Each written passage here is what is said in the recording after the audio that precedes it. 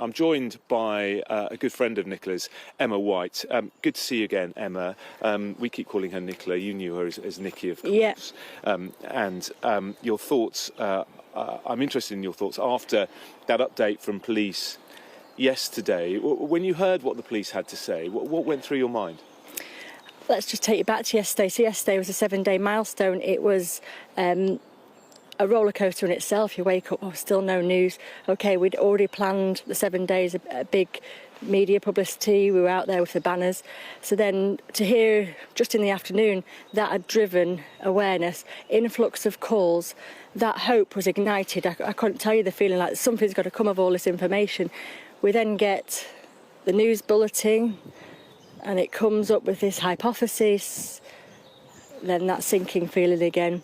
And I just wanted to quote, so what we're saying is, what struck a chord, she said the search continues to no avail, and then obviously a hypothesis is on limited information. And when we're talking about a life, we can't base it on a hypothesis. Surely we need this factual evidence. And like you've just both said, that's what the family and us are all holding on to, that we're actually no further on than sadly last Friday. We still have no evidence. And that's why we're out again in force. Yeah, I can sense frustration in your voice. Do you feel frustrated? It's not frustrated, but you don't base life on a hypothesis, do you? You absolutely can have hypotheses, but then you need something to back that hypothesis up to become factual. Do you think it might almost have been better not to have mentioned that, to have just said we don't have any new information, but we are still appealing for help, we are still appealing for, like they did, dash cam footage and the like, but actually not necessarily saying that that is now their theory? 100%, and I think we just said, we talked to the family, they obviously discussed that with the family. We didn't believe it was going to go into a live news bulletin when it is this hypothesis, so, yeah. Yeah, you're great friends with Nikki and Paul. What's Paul saying this morning? Did you have a chance to speak to him after the conference yesterday? Yeah, as soon as we heard, we said, what's the message? And he was just saying, keep going until we find something factual. And you were here chatting to me yesterday, and you were so buoyed up and so hopeful because the police had more calls, hadn't they? They had more information through. Did you get any sense of what that information might have been? No, all I know, it was a significant influx of calls that they had to bring another 101 team in to answer the calls. So when you hear that news coming from the police, you think, oh my, there has to be a glimmer there has to be something coming from that today just to give a line of inquiry to go on. So when the news bulletin came, I thought, we might have found something that we don't know. And we thank everybody that did come forward. What I would say is we need to keep it to factual information. Like they could have received 100 calls on, I don't know, that's not relevant to the case. Yeah, it needs to be genuine factual information. No, that's a good point.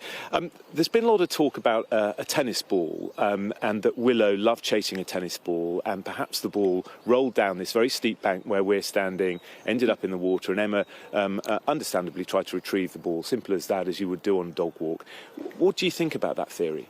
Willow used to love a tennis ball very much, but it used to disturb the walk, so they haven't had a tennis ball since way into last year.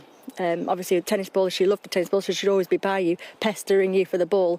But it wasn't a nice walk when the dog's pestering, so the ball was definitely no ball. Okay, well that's really interesting. As a dog owner, I know how annoying it can be having dogs obsessing over balls. So you don't think there would have been a ball? No. Okay, and finally, what is your message today to people watching this who will share your anguish, they'll share the family's anguish and their desperation that perhaps things are narrowing down now in terms of getting Nikki back? What's your message? Again, yesterday they said they haven't explored all the avenues. We've got footage missing from Garstang Road, which is just outside of the river where you come into the gate for the walk. So we're appealing again for anybody that has the dash cam footage, any information on that. Then when we've explored that avenue, then hopefully the police can piece a bit more of the picture together. I know people will be coming out in the force today. We've had message after message and we thank you. We've got routes set up for people to do today.